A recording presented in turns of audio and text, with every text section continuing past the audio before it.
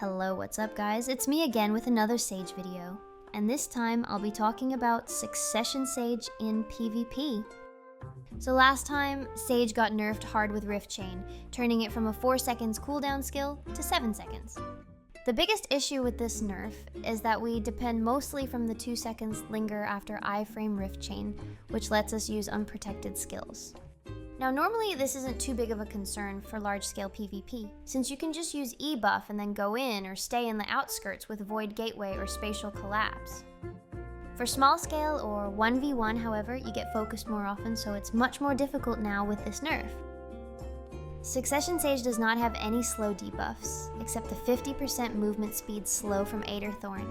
It also does a knockback but consumes 100 stamina on use, and it only works against certain classes that uses movement speed modifiers.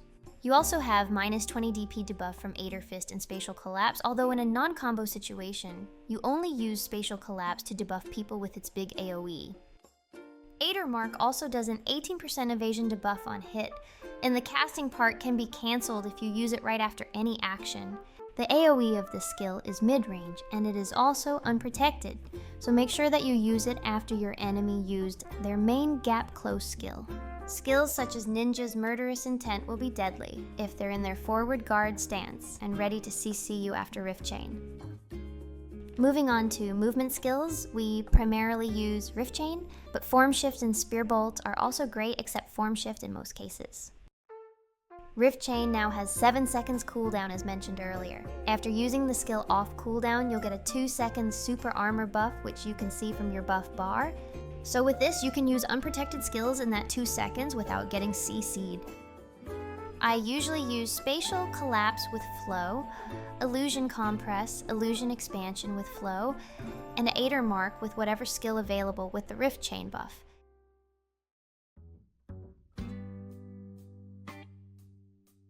Next up is Spearbolt. Spearbolt has great iframe linger, has forward guard on cast, and does decent damage as well.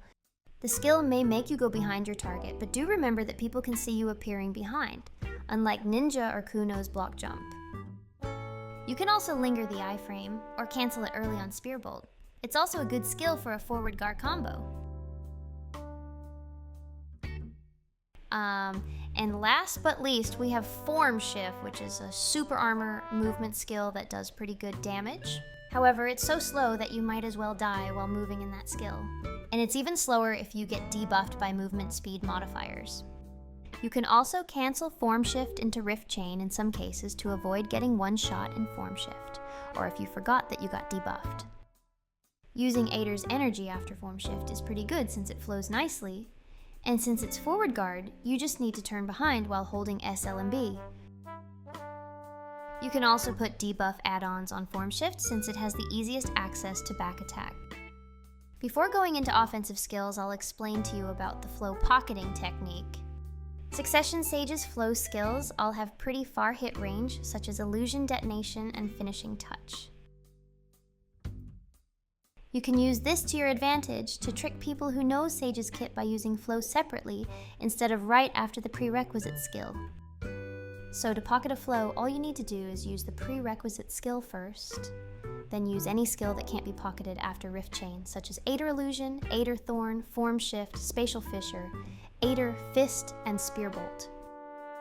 Then after that, you press the key of the flow. So for example, if you used Illusion Expansion and then Spatial Fissure, you can press F after getting out of Riftchain.